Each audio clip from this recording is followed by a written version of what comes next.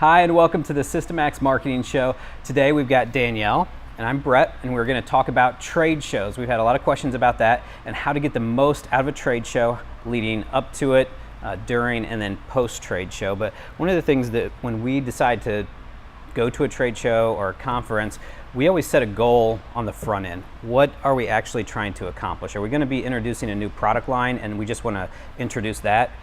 If we need leads, or we're trying to get new leads, or just connect with old customers or existing customers, or if we're going to speak at an event, we want to drive people to that speaking engagement and fill up the room. So I think that's really where you need to start, is what are you trying to accomplish? Because trade shows are expensive.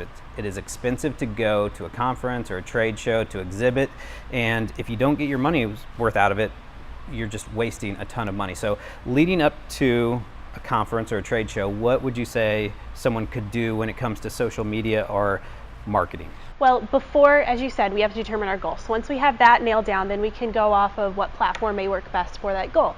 Maybe it's promoting an invitation to come have lunch with you one day at a round table, or maybe it's using Twitter to promote the hashtag of the conference along with your speaking class that you might be giving there too.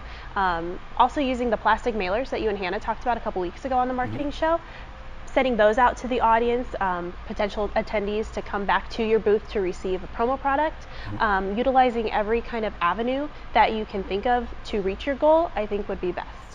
I really think that this key to a success at a trade show or a conference is the work that you do ahead of time. And when you can get the attendees list, when you can know what your clear purpose is, you can specifically reach out to people and maybe set up a dinner or a lunch. Maybe you're going to host a lunch or dinner or cocktail hour.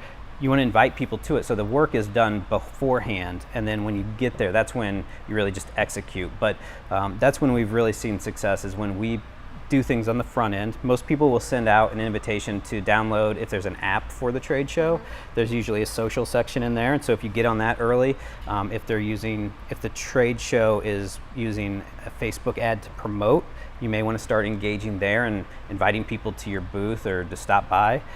So it's really in the front end work. So once we're there, what can we do from a marketing perspective? Well, the first thing when you're at a conference, you want to make sure your booth is visually appealing for people to want to come and talk to you or see what you're about. Maybe have that giveaway that we were talking about with the plastic mailer hidden, and then have other giveaways on the table. That way, if somebody comes with the redeemable coupon or whatnot, then they know it's something special. At the same time, maybe run a contest during the conference as well for another bigger promotional product that they could win. Maybe it's like a search and finder scavenger hunt on Facebook and Instagram and Twitter. Also, you can go live. Pretty much all platforms will give you the ability to go live nowadays. So utilizing the live feature on Facebook, give a behind the scenes look at what's going on. That's also helpful if you are speaking. That way people can see what's going on. Yeah, I think that one of the interesting things is that booth has got to be something that people want to come into, but most people at a trade show sit behind their booth. And one of the things that I've seen that is very successful is if you actually come around from your table and be out in the aisle, or move the table so that it's not in front of your booth, so that it's an open invitation. It's not creating a barrier between you and that person. Otherwise, they're just going to cruise through, and if you don't have the coolest giveaway, then they're not stopping by. No. So the giveaways are a major part of it. I mean, that is the bait. That's what sucks people in, and you want to have the coolest thing that people are carrying around. I was at the Farm Progress show recently, and a lot of people had 5-gallon buckets that they were stuffing everything in and carrying around. So everybody saw those buckets. They drew a lot of attention. And so coming up with something that is interesting and unique will make it memorable.